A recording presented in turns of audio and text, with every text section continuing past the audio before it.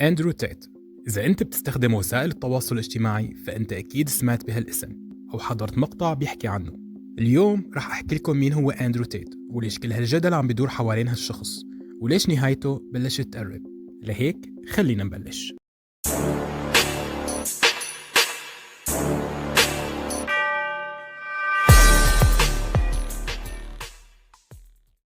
هاي، كيفكن؟ أنا أحمد العساف، صانع محتوى على الإنترنت من 2018، واليوم رح نحكي شوي عن أندرو تيت ونحاول نفهم ليش في كتير علامات استفهام حوالين هالشخص.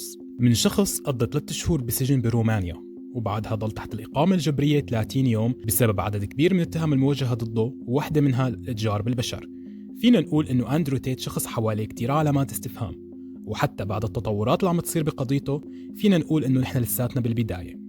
خلينا نرجع لبعد ما أندرو تيت طلع من السجن وضل تحت الإقامة الجبرية بتاريخ شهر 3 2023. كتير عالم احتفلت بخروجه من السجن، وخصيصاً الهاردكور فان تبعونه، وهالشي خلى أندرو تيت يحكي على تويتر إنه الشي اللي مر فيه هو مؤامرة من الماتريكس بهدف التخلص منه وإسكاته كونه هو عم يفضح مخططاتهم.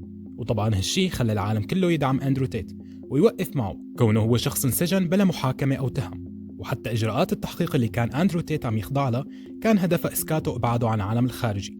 وهالشي خلى أندرو تيت يطلع بشخصية الأندردوغ اللي عم يحارب السلطات الكبيرة، وخصيصاً فكرة أنه قضى 90 يوم بالسجن بدون أي حكم قضائي رسمي. أندرو وخلال فترة إقامته الجبرية برومانيا كان ضيف بعدد كتير من المقابلات والبودكاست شو، وصارت تتضح كتير قصص من وراء هالمقابلات، لدرجة أنه صحيفة The Sun نشرت مقالة عم تحكي فيها عن الأسباب الحقيقية لخروج أندرو تيت وأخوه من السجن.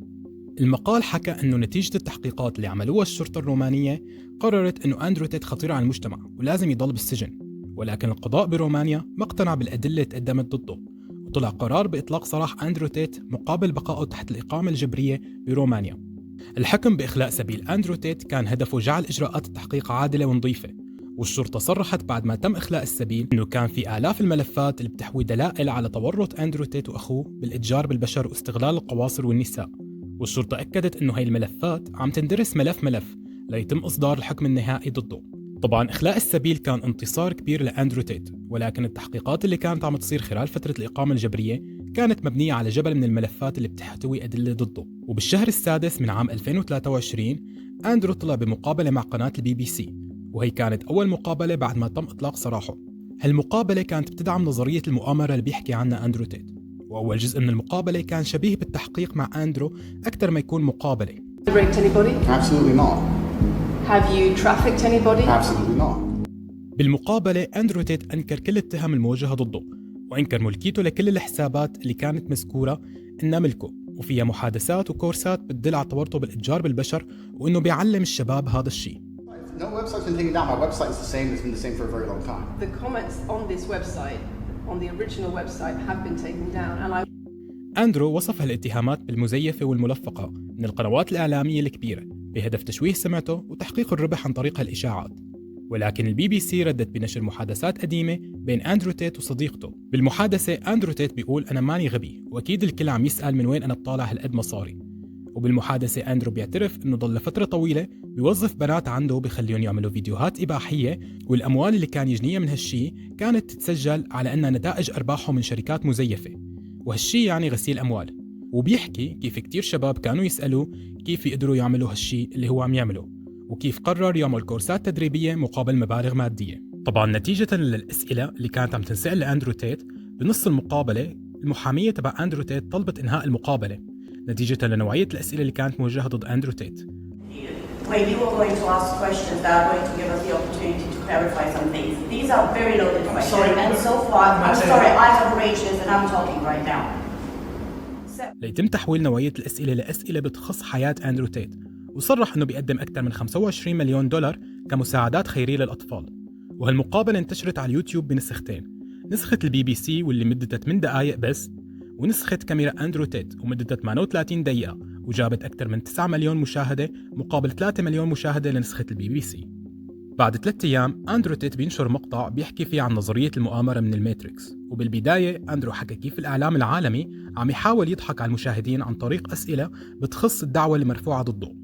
أندرو حكى أنه الإعلام العالمي عم ياخد مقاطع قديمة لإله وعم يعدلها ليظهر بمظهر المجرم، وأندرو صرح بوقتها إنه ما عاد يعمل أي مقابلة بتخص الإعلام العالمي اللي مرتبط بالماتريكس، وطلب $50,000 تروح للجمعيات الخيرية وعلبة شوكولا من أي شخص بده يعمل معه مقابلة.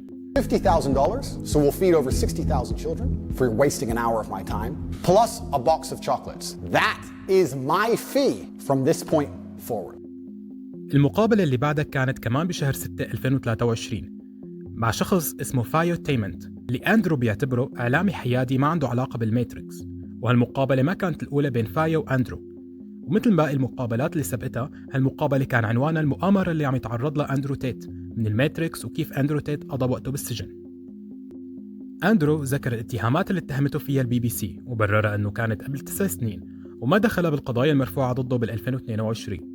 المقابلة انتشرت بشكل كبير بين محبي وكارهي أندرو تيت وحصلت أكثر من 14 مليون مشاهدة على اليوتيوب، وهالشي خلى نظرية المؤامرة اللي عم يحكي عنها أندرو تيت تنتشر بشكل كبير بين الناس.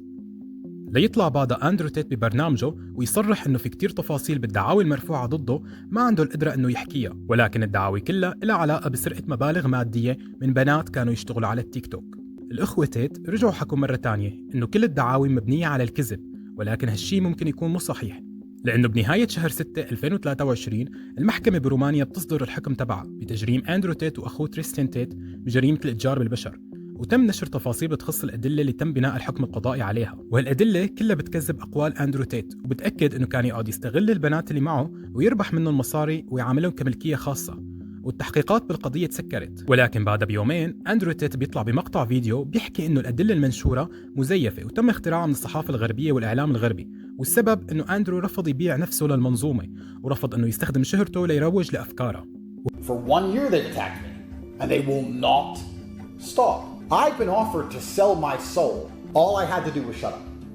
If I would have sold my soul to a large corporation, and then this attack happened, then this large corporation would speak to the media, and the media, they wouldn't be treating me as an enemy, they would treat me as an ally. All I had to do was sell my soul. وهالشي بيودينا للنقطة اللي الكل لاحظها. أندرو تيت هدفه يجمع أكبر كمية استعطاف من الناس ويكبر فكرة المؤامرة ضده، ولكن الملفات اللي انطرحت بالقضية كلها بتعكس الواقع اللي كان عم يشتغل عليه أندرو تيت من تبييض أموال واتجار بالنساء وسرقة مصاري من البنات ونشر كورسات كيف تقدر تستغل النساء لتطالع منه المصاري. وحتى السبب اللي خلى أندرو تيت ينتقل على رومانيا هو كرمال يسهل الشغلات المذكور إنه بيعملها. وحتى إذا بنرجع لمقابلات أندرو تيت القديمة بنلاقيه عم يحكي كيف بيستغل البنات اللي بيحبوه. When I started, the girls worked for me because they loved me, right? That's the old school pimp game, isn't it? I love this man. We're on our way to the top together. But when you get too big, you can't have all these girls in love with you. I mean, you can only so much. Like, we're all human, right? So I cut down to like a special forces team of around 8 girls. And that's where I made my most money. When I had 4 girlfriends, my brother had 4 girlfriends. وهالشي خلى العالم ينقسم لنصين. قسم بيلاقي أندرو تيت مجرم وإنسان هدفه يشبع رغباته، وقسم بيآمن بنظرية المؤامرة اللي عم يحكي عنها أندرو تيت وبيشوفوا شخص منيح عم يحاول يطالع الحقيقة.